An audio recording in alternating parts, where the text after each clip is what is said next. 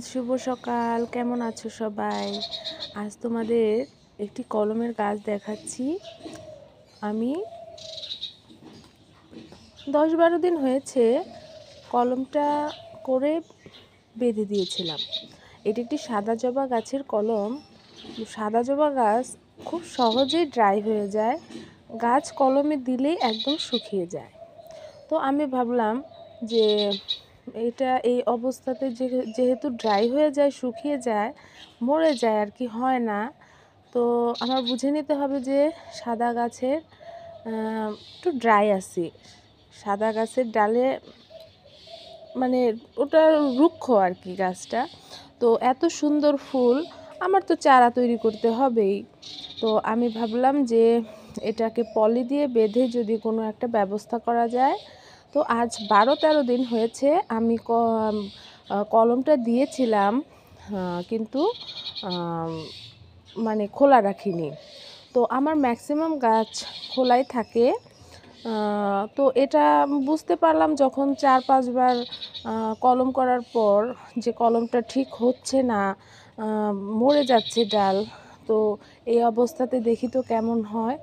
তো আমি 4-5 দিন আগে একটু খুলেছিলাম, দেখি যে পুরোপুরি কমপ্লিট হয়নি। তো আজ আবার 5-6 দিন পরে খুলতেছি, খুলে দেখি এবং তোমাদেরও দেখাবো যে এটি কী অবস্থাতে আছে। তো আমি এটাকে খুলে দিচ্ছি, তোমরা দেখো। ওয়াও বন্ধুরা, দেখো কি সুন্দর অবস্থাতে আছে, একদম কচি পাতা ছেড়ে গেছে। একদম দেখো, তোমরা দেখতে পাচ্ছ এই যে কচি পাতা ছেড়ে যাচ্ছে, এই যেটার কচি পাতা, এই যে কচি পাতা, এখানে কলিও চলে এসেছে। এই যে পাতাগুলো একদম ভার, একদম ভার, মচমচে, এই যে ভার, একদম ভার। আমি ভেঙে দেখাচ্ছি তোমাদের, একদম ভার হয়ে আছে। তো এখানে একটা কলিও ছিল, হয়তোবা পলিটা খোলার পর ভেঙে গেছে। তো যাই হোক বন্ধুরা, দেখো এটাকে আমি এভাবে কলম দিয়ে বেঁধে রেখেছিলাম, কারণ সাদা গাছের ফুলটা অনেক সুন্দর, সাদার মধ্যে লাল, একদম অনেক অনেক সুন্দর একটা ফুল। একটা ফুল অনেক বড় হয়, আমার হাতের এই 5 আঙ্গুল এর থেকেও অনেক বড় হয়।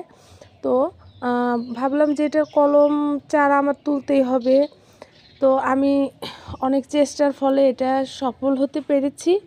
দেখো তোমরা যদি এগুলো করতে চাও অবশ্যই আমাকে কমেন্টস করে জানাবে। আর এটা আমি বাইন্ডিং এখনও করিনি, এখানে জাস্ট বাইন্ডিং করে দেব।